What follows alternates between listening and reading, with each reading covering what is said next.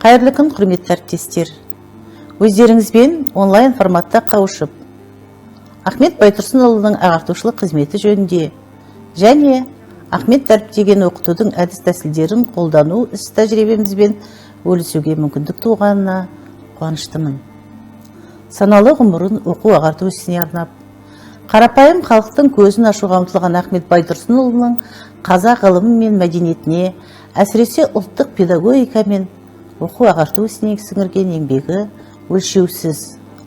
Ол тек оқу-білімге шақырып қана қойған жоқ. Мектептің жайын, оқытудың қыр-сырын тікелей ұстаздық қызмет атқара жүріп терең ұғынды. Сондықтан да халқымыз Ахмет Байтұрсынұлын ұлт ұстазы деп дәріптейді. Оның ғылыми педагогикалық, дидактикалық тұжырымдары өзінің жеке іс тәжірибесіне негізделуімен құнды. Назарларыңызға Ахмет Байтұрсынұлының өз қолымен жазылған өмірдеректі ұсынамыз. Бұл өмірдерек Алматы қаласындағы Ахмет Байтұрсынұлы музейінен алынды.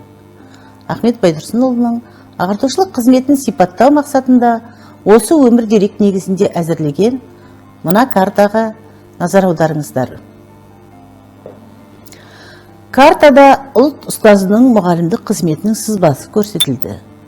Өздеріңізге мәлім, Ахмет Байтұрсынұлы 1872 жылы 5 қыркүйекте дүниеге келді. 1882-1884 жылдары ауыл молдасынан сауатын ашады. 1886-1891 жылдары Торғайдағы орыс қазақ училищесінде оқиды.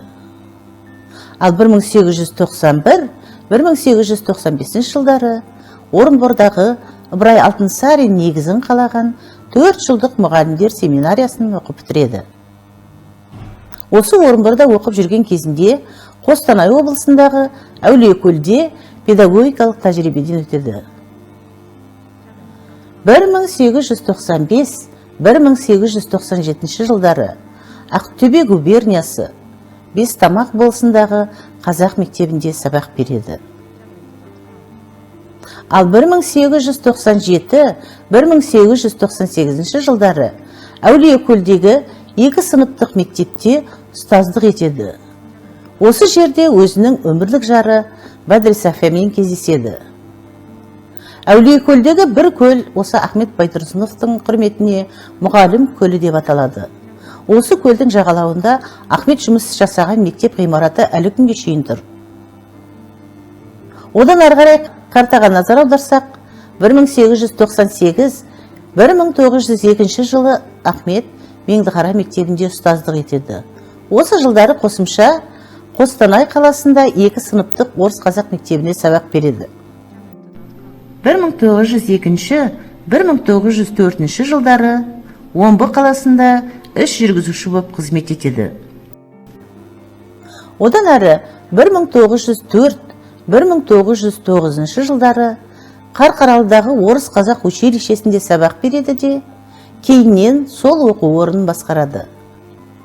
1909 жылы Ахмет оқушылардың көзінше тұтқынға алынып, Семейдегі түрмеде 8 ай жатады да, кейін Орынборға жер аударылады.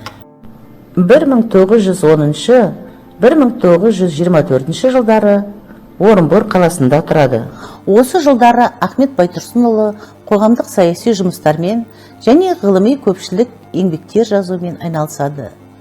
Біз осылайша Ахмет Байтұрсынұлының ұстаздық қызметіне қысқаша шолу жасап өттік.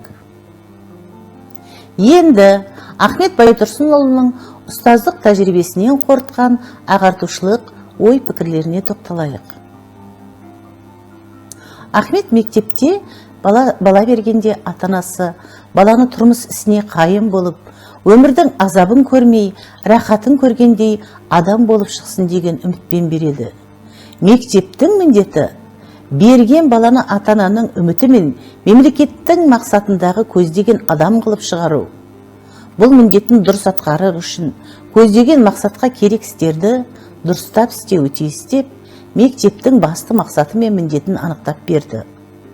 Ұлт ұстазының бұл тұжырымдары күні бүгінге дейін өзекті. Сонымен қатар өз тәжірибесіне сүйене отырып, Ахмет Байтұрсынұлы қазақ даласында патшалық Ресейдің отарлау саясатының қалай іске асырылып жатқанын үнемі әшкерелеп, қазақтың ұлттық кодын сақтап қалу үшін аянбай күрес жүргізді. Байтұрсынұлы орыс мектептерінде тәртіп те бар, құрал да сай, мөлшер, жоспар бәрі де бар. Сонысына қарай пайдасы аз. Олардың пайдасын кемітіп отырған бірақ нәрсе, қазақты орысқа аударамыз деген пікірі білдіріп отыр деп, оқу ағарту үстіндегі бұл саясаттың түпкі мақсаты туралы батыл-батыл пікір білдірген. Қадірменді ұстаздар, сөзімді Ахмет Байтұрсынұлының ұлт жұмысы үлкен жұмыс. Басқадан кем болмасы үшін біз білімді, бай, һәм күшті болуымыз керек. Білімді болуға оқу керек, бай болуға күш керек, күшті болуға бірлік керек. Осы керектердің жолында жұмыс істеу керек деген тұжырыммен аяқтағым келеді. Құрметті әріптестер, күрделі де қызықты ұстаздық еңбектеріңізге сәттілік, табыс және шабыт тілеймін. Назарларыңызға рахмет.